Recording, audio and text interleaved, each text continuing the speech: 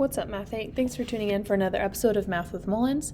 Today we're looking at our day 2 of the Pythagorean Theorem, lesson 5.5, and we're going to go ahead and use those to find more missing sides of the Pythagorean Theorem and right triangles, but more decimals, so definitely want to grab a calculator. Just keeping in mind, our Pythagorean Theorem we're going to use is a squared plus b squared is equal to c squared. We did watch a water demonstration in class today, so you can watch that. I'll link the video in the description of this one, just so you can know why the Pythagorean Theorem works. What we're going to do first, though, is answer a few of these questions. Again, just a recap from yesterday. We talked about labeling your a, b, and c, plugging that into your formula, and then solving for your missing piece. So I'm going to do x squared plus 12.1 squared is equal to 14.9 squared. Go ahead and solving our squared numbers. 12.1 squared, it would give me 146.41. Still have that x squared next to here, and 14.9 squared is going to be 222.01. Next up, I'm going to subtract 146.41 from both sides, and I'll end up with x squared equaling 75.6. My final step is going to take the square root of that 75.6, and we're going to round to the nearest tenth here, just because that decimal gets to be a little bit long. We're going to say it's about 8.7 yards. Okay, see if you can pause the video and try number 2 on your own. When you're ready to check it, click play. All right, go ahead and label your a, b, and c. Looks like we're solving for c on this one. So 7.7 squared plus 4.5 squared is equal to x squared. 7.7 squared gave us a 59.25. 4.5 squared gave us a 20.25. And x squared still by itself. Adding these two numbers together, we're going to get 79.54 is equal to x squared. And then our final step is always finding that square root, labeling with that rounding to the nearest tenth. I got about 8.9 feet. Okay, here are 2 more examples before we look at some word problems. Again, maybe pause the video here, see if you want to try it on your own, and when you're ready to check it, click play. All right, first things first, label your a, b, and c, and then plug it in to your problem. We've got x squared plus 8.5 squared is equal to 10.6 squared. X squared is going to be left alone, but 8.5 squared would give me 72.25, and 10.6 squared gives me 112.36. Next up, I'm going to subtract my 72.25 from both sides to try to get that x by itself. We're going to end up with 40.11 equaling x squared. And then final step, finding the square root of 40.11 will give us about 6.3 kilometers. Over here for number 4, we've got our a, b, and c. So x squared plus 5.3 squared equals 15.6 squared. X squared remains. 5.3 squared is going to be 28.09, and 15.6 would be 243.36.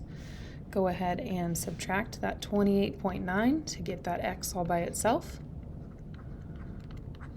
We're going to come up with 215.27 is equal to x squared, and then my final step will be to find the square root of that.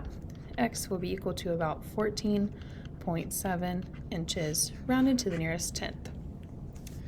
Our next question, we're going to have a word problem.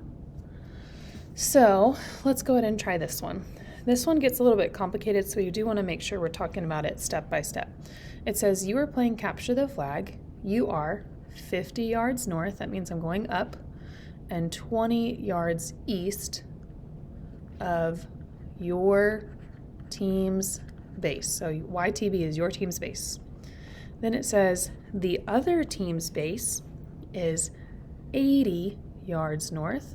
Notice I'm doing that in purple. And 60 yards east of your base. How far are you from the other team's base? So we want to know where you're at from here to here. okay?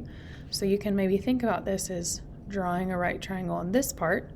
We're solving for this piece, but we need to figure out what are these A's and B's. Notice that this line from here to here is a matching set from here to here. So I know the entire purple line is 80, and I've already taken up 50, so that means my remaining amount should be 30. And then down here, my entire purple line is 60. I already have 20 taken care of, so my remaining amount should be 40. So now I have 30 squared plus 40 squared will give me c squared or x squared. 30 squared is going to be 900. 40 squared is going to be 1600 is equal to c squared. Adding those together, I get 2500, and then finding that square root would be 50. So this distance right here would be 50 yards. The last one is another example of a word problem. It says the legs of a triangle, right triangle, have 28 meters and 221 meters. The hypotenuse is 5x meters. What's the value of x? So we're still going to set up the a squared plus b squared is equal to c squared. So we're going to do 28 squared plus 221 squared is equal to 5x squared. Okay, 28 squared is going to give us 784. 221 squared is going to give me 48,841. And then 5x squared, that just means 5 times 5 and x times x, so 25x squared, okay? Let's go ahead and add these numbers together. The 784 plus 48,841, I'm going to get 49,625 is equal to 25x squared. Next, I'm going to divide both sides by 25, and I'm going to get 1,985 is equal to x squared.